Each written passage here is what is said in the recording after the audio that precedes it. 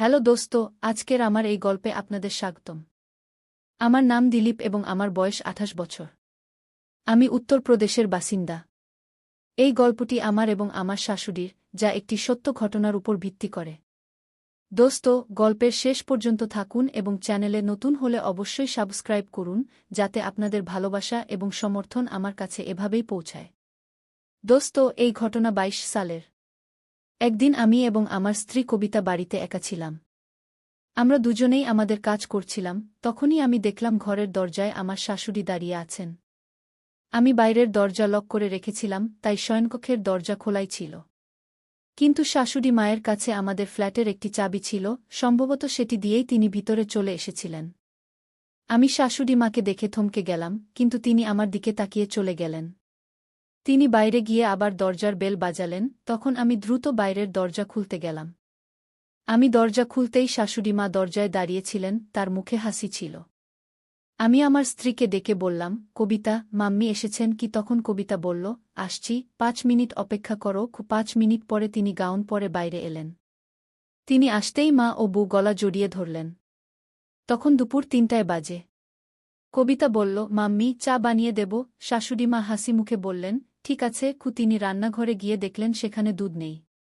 আমি বাইরে দুধ আনতে যাচ্ছিলাম, তখন কবিতা বলল, আমি নিজেই যাচ্ছি, দোকানের আঙ্কেলের সাথে কিছু পুরানো হিসেব মেটাতে হবে। কি এ বলে কবিতা বাইরে চলে গেলেন। আমি এবং শাশুড়িমা বাড়িতে একা রইলাম। আমি তার দিকে তাকাতে পারছিলাম না। তখন তিনি বললেন, দুঃখিত, আমার এভাবে হঠাৎ আসা উচিত হয়নি।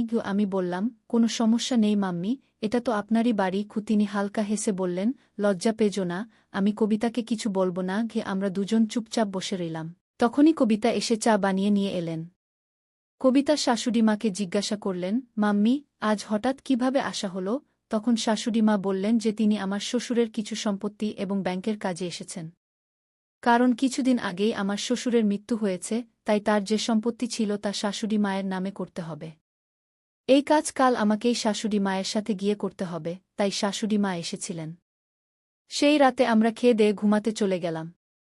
আমাদের বাড়িতে দুটি ঘর ছিল, যার একটিতে শাশুড়িমা ঘুমালেন এবং অন্যটিতে আমি ও আমার স্ত্রী কবিতা ঘুমালাম। আজ আমি এবং কবিতা চুপচাপ ঘুমিয়ে গেলাম। পরের দিন সারা দেশে লকডাউন লাগল। কেউ কোথাও যেতে পারছিল না। আমাদের অ্যাপার্টমেন্টও করোনার কারণে সিল করে দেওয়া হয়েছিল, আর শাশুড়িমা এখন এখানেই আটকে পড়েছিলেন। শুরুতে ৪-৫ দিন কোনোমতে কেটে গেল, তারপর একঘেয়েমি শুরু হয়ে গেল। আমরা টিভি দেখতাম, মোবাইল দেখতাম। আমি বাড়িতে পুরো কাপড় পরেই থাকতাম, শাশুড়িমা শাড়ি পরতেন, আর কবিতা হালকা কাপড় পরতেন। এখন শাশুড়িমার সামনে আমি আমার স্ত্রীর সাথে কমফোর্টেবল ফিল করতে পারছিলাম না, আমার খুব অদ্ভুত লাগছিল। একদিন শাশুড়িমা যখন বাথরুমে ছিলেন, আমি কবিতাকে পিছন থেকে গিয়ে জড়িয়ে ধরলাম। সে ছটফট করে উঠল আর বলল, পাগল হয়েছ নাকি? মা এখানেই আছে। আমি মুখ বাঁকিয়ে ফিরে এলাম আর কবিতার উপর রাগ করে গেলাম। প্রথমে আমি কিছুক্ষণ ব্যালকনিতে বসে থাকলাম, তারপর ভিতরে ঘরে চলে এলাম। কিছুক্ষণ পর আমি উপরে ছাদে চলে গেলাম, তবুও আমার মন বসছিল না। কবিতা বুঝতে পারছিল যে আমি রাগ করেছি, কিন্তু সে আর কি করতে পারত? পরের দিন সকাল ১০টায় আমি গোসল করে এসে দেখলাম আমার একটি লোয়ার পাওয়া যাচ্ছে না।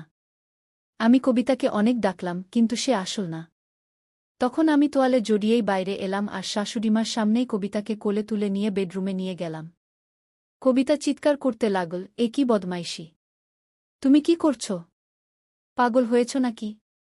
মা দেখছে, কিন্তু আমি তার একটি কথাও শুনলাম না। বেডরুমে নিয়ে গিয়ে আমি তাকে বললাম, তোমার কানে যায় না? আমি কতক্ষণ থেকে ডাকছি। আমার লোয়ার পাওয়া যাচ্ছে না। তখন সে সরি বলল আর আলমারি থেকে আমার লোয়ার বের করে দিল। কিছুক্ষণ পর আমরা দুজনেই বাইরে এলাম, তখন শাশুড়িমা কিছুটা বিচলিত হয়ে টিভি দেখছিলেন। আমিও তার সামনে বসে টিভি দেখতে লাগলাম। তখনই আমার নজর শাশুড়িমার উপর পড়ল, তিনি আমার দিকে তাকিয়ে আস্তে আস্তে হাসছিলেন। এটা দেখে আমার অদ্ভুত লাগল। জানি না কিভাবে হঠাৎ আমি শাশুড়িমাকে জিজ্ঞেস করলাম, কেন মাম্মিজি, আমার ব্যাপারে কি ভাবছেন? তখনই কবিতা আমার পিছনে এসে বলল, এ কি বদমাইশি দিলীপ! তুমি আমার মায়ের সাথে এভাবে কথা বলছ। আমি তখন কথা পাল্টে বললাম, আরে মাম্মিজি, আমার মানে ছিল, দেখুন, আমার এত শক্তি আছে যে আমি আপনার মেয়েকে তুলে নিতে পারি। তারপর আমি বললাম, সরি মাম্মিজি, আমি নিজেকে সামলাতে পারিনি। তিনি হেসে বললেন, কোনো সমস্যা নেই, আমি পুরনো যুগের শাশুড়ি নই। কনভেন্টে ইংরেজি শিক্ষিকা ছিলাম, ফ্রান্স আর ডেনমার্কে থেকেছি। আমি জানি বাড়িতে এভাবে বোরিংভাবে থাকা যায় না গিয়ে। এবং এখন এই লকডাউন অন্তত 2 মাস থাকবে। আজ আমি গভীরভাবে শাশুড়িমাকে দেখলাম, সাধারণের চেয়ে লম্বা কদ, গোরা রং, সুন্দর মুখ, সবসময় হাসতেন এবং স্টাইলিশ শাড়ি পরতেন। আমার শাশুড়িমা আগ্রার টপ কনভেন্ট স্কুলে ইংরেজি শিক্ষিকা ছিলেন। তখন আমি জিজ্ঞাসা করলাম, মাম্মিজি, আপনি ফ্রান্স কবে গিয়েছিলেন? তিনি বললেন, হানিমুনে তোমার বাবাজি নিয়ে গিয়েছিলেন। কিন্তু বিয়ের আগে ফ্যাশন প্রতিযোগিতায় অংশ নিয়েছিলাম, তখনও গিয়েছিলাম।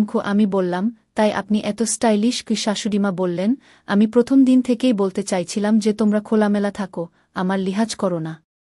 2 মাসের বেশি সময় আমরা ফ্ল্যাট থেকে বের হতে পারব না, তাই আমাদের খোলামেলা থাকতেই হবে। কি এক পল থেমে তিনি আমাকে দেখে বললেন, মনোরঞ্জনের নামে টিভি, মোবাইল, লুডো আর করার নামে খাওয়া দাওয়াই তো বাকি আছে।